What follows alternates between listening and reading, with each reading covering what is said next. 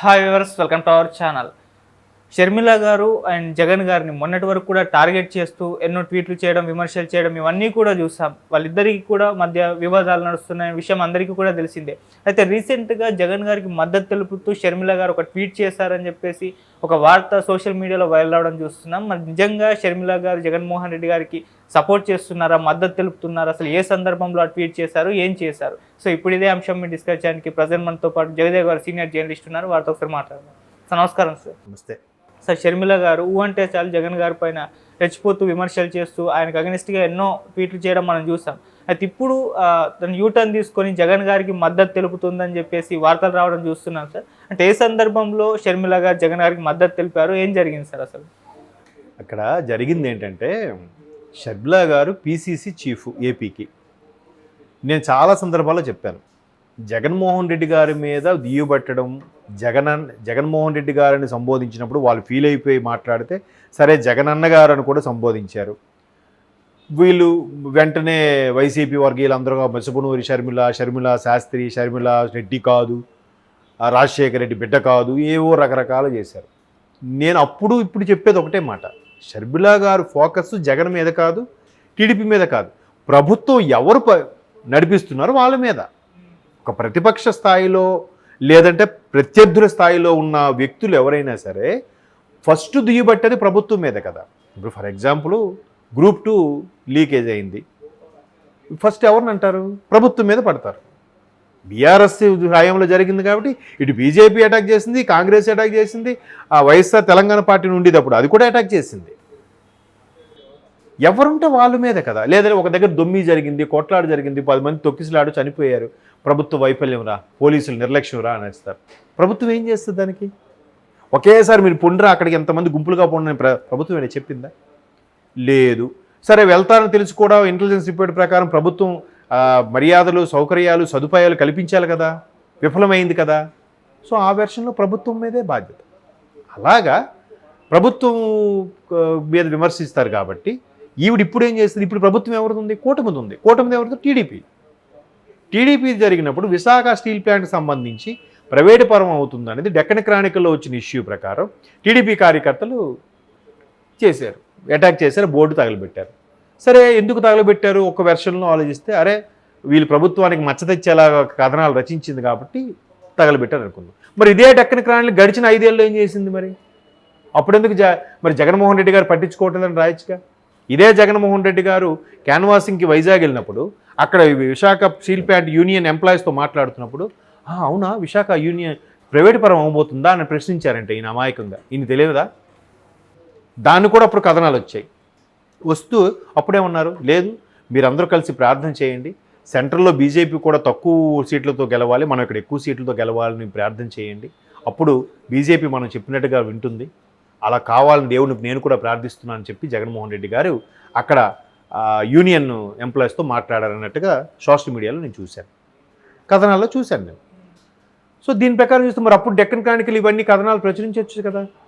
ప్రచురించిందో లేదో మనకు తెలియదు. ఇప్పుడు ప్రచురించేసరికి కార్యకర్తల కోపం వచ్చింది. వీళ్ళ వెర్షన్ వీళ్ళది, డెక్కన్ క్రానికల్ వెర్షన్ వాకల్. ఇప్పుడు దాన్ని బేస్ చేసుకొని జగన్మోహన్ రెడ్డి గారు ఏమన్నారు? నిజాలు ప్రచురించేసరికి చంద్రబాబు నాయుడు గారి ప్రభుత్వం దమనకాండ సృష్టిస్తోంది, అక్కడ వాళ్ళ మీడియా మీద స్వేచ్ఛ లేకుండా పోతుంది అన్నట్టుగా ఒక్కసారిగా వీళ్ళు జగన్మోహన్ రెడ్డి గారు ట్వీట్ చేశారు, సంథింగ్ స్టేట్మెంట్ ఇచ్చారు. దానిపై లోకేష్ కూడా స్పందించారు. ఇప్పుడు షర్మిల గారు కూడా ప్రభుత్వం టీడీపీది ఉంది కాబట్టి, కూటమి ఉంది కాబట్టి కూటమి వ్యతిరేకంగా స్పందించారు. అయితే ఇక్కడ సోషల్ మీడియాలో వచ్చే కథనాలు ఏంటంటే, శత్రువుకు శత్రువు మిత్రుడు కదా. ప్రభుత్వం మీద జగన్మోహన్ రెడ్డి గారు విమర్శిస్తున్నారు, ఇదే ప్రభుత్వం మీద షర్మిల గారు కూడా విమర్శిస్తున్నారు. సో వీళ్ళిద్దరు అభిప్రాయాలు ఒకటి అయ్యాయిగా. సో మరలా వీళ్ళిద్దరు కలిసిపోబోతున్నారా? వీళ్ళిద్దరూ కలిసి కాంగ్రెస్కి పని చేయబోతున్నారా? లేదా వైఎస్ఆర్సీపీని తీసుకెళ్లి కాంగ్రెస్లో విలీనం చేయబోతున్నారా? లేదా అన్నా చెల్లెళ్ళు మళ్ళీ కలిసిపోయి ఎలాగైనా ప్రభుత్వాన్ని ఫామ్ చేయాలి, 2029 కల్లా స్ట్రాంగ్ అవ్వాలని ప్రయత్నిస్తున్నారా అనే యాంగిల్లో చూస్తున్నారా తప్ప అక్కడ అది జరిగే ప్రసక్తి లేదు అని అనుకుంటున్నాను. మేబీ రాజకీయాల్లో సాధ్యం అవ్వచ్చు వైఎస్ఆర్సీపీ కాంగ్రెస్ కలవడం అనేది, కానీ చాలా అరుదైన సంఘటనలు, అవి కలవని నేను అనుకుంటున్నాను ప్రస్తుత పరిస్థితి ప్రకారం. ఇప్పుడు షర్మిల గారు ప్రభుత్వం టీడీపీది కాబట్టి విమర్శిస్తున్నారు. చంద్రబాబు గారిని విమర్శిస్తుంది ఆవిడ, పవన్ కళ్యాణ్ గారిని కూడా విమర్శిస్తుంది ఆవిడ. ఇదే గతంలో కూడా జగన్మోహన్ రెడ్డి గారిని ఎందుకు విమర్శించింది? అక్కడ జగన్మోహన్ రెడ్డి గారి ప్రభుత్వం కాబట్టి. దాన్ని వైసీపీ వాళ్ళు అర్థం చేసుకోకుండా షర్మిలా గారి తల్లిదండ్రులను కూడా ఇండైరెక్ట్గా లాగారు. తల్లిదండ్రులు ఇండైరెక్ట్గా లాగడం అంటే ఇక్కడ జగన్మోహన్ రెడ్డి గారి తల్లిదండ్రులు లాగినట్టేగా. అది కూడా ఆ విచక్షణ కూడా లేకుండా ఒక్కొక్కరు షర్మిలా గారి మీద లేనిపోని నిందారోపణలు కూడా చేశారు. ఇప్పుడు మరలా కూటమి వాళ్ళు షర్మిలా గారికి ఏం తెలుసు అన్నట్టే విమర్శించవచ్చు. అయితే పర్సనల్గా విమర్శించరు కూటమి వాళ్ళు నాకు తెలిసినంతవరకు. వైసీపీ చేసినంత దారుణంగా వైసీపీ వాళ్ళు పర్సనల్గా ఎక్స్ట్రీమ్ లెవెల్లో వీళ్ళు విమర్శించినట్టుగా కూటమి వాళ్ళు విమర్శించరే అని అనుకుంటున్నాను. ఎందుకంటే పవన్ కళ్యాణ్ గారి గురించి అంత విమర్శించినా పవన్ కళ్యాణ్ గారు జగన్మోహన్ రెడ్డి గారి ఫ్యామిలీ గురించి విమర్శించలే. లోకేష్ గారు తల్లిని అవమానించిన లోకేష్ గారు జగన్మోహన్ రెడ్డి గారి తల్లిని అవమానించిన గట్రా చేయలే. ఈవెన్ రోజా గారు లాంటి వ్యక్తులు నా చీర గాజులు ఇస్తాను కట్టుకోమని అంటే తప్పకుండా తల్లి నువ్వు ఆడపడుచుగా మాకు చీర పంపిస్తావు అంటే పంపించి దానికే ఉందని స్వీకరించాడే తప్ప నీ మొగుడికి ఇచ్చి కట్టుకో లేకపోతే నీ పిల్లలకి ఇచ్చి కట్టుకోవడం ఏమని అనలేదుగా. అటువంటి విమర్శలు చేయలేదుగా. అదే సంస్కారం అంటే. ఇక్కడ షర్మిలా గారు ప్రస్తుత ప్రభుత్వం మీద అటాక్ చేయాలి, ఆమె ధర్మం అది. ప్రత్యర్థి హోదాలో ఉన్నప్పుడు ప్రభుత్వం యొక్క విధి విధానాలు దుయ్యబడితే కదా ఇప్పటి నుంచి గ్రౌండ్ లెవెల్లో దుయ్యబట్టాలి, వార్తలో నిలుస్తూ ఉండాలి, గ్రౌండ్ లెవెల్ వర్క్ చేసుకోవాలి. అలా వెళ్తేనే 2029 కల్లా కాంగ్రెస్ కొన్ని సీట్లను సంపాదించుకోవచ్చు, లేదా ఓటింగ్ పర్సంటేజ్ని పెంచుకోవచ్చు. ఇప్పుడైతే రేవంత్ రెడ్డి గారు లాంటి వ్యక్తులు కూడా మంగళగిరి వెళ్ళి అక్కడ రాజశేఖర రెడ్డి గారు స్మరించుకుంటూ ఆయన వారసురాలుగా షర్మిలాయే కరెక్టు, ఆయన పేరుని బిజినెస్ చేసుకున్న వాళ్ళు వారసులు కాదు ఈమె వారసురాలని చెప్పి ఈమెని బూస్టప్ ఇచ్చే ప్రయత్నం కూడా చేస్తున్నారు. ఎంత రేవంత్ రెడ్డి గారు కూడా చంద్రబాబు నాయుడు గారు శిష్యుడు, చంద్రబాబు నాయుడు గారు బాస్గా ఉన్నప్పుడు ఈయన కొలీగ్గా ఉన్నాడు అనే రకరకాల వార్తలు వచ్చినప్పుడు కూడా రేవంత్ రెడ్డి గారు ఏమన్నారు? బీజేపీ అంటే బాబు జగను పవన్ అని విమర్శించారా? మరి చంద్రబాబు నాయుడు గారి శిష్యుడు అయితే ఆయన విమర్శించకూడదు కదా, ఎందుకు విమర్శించారు?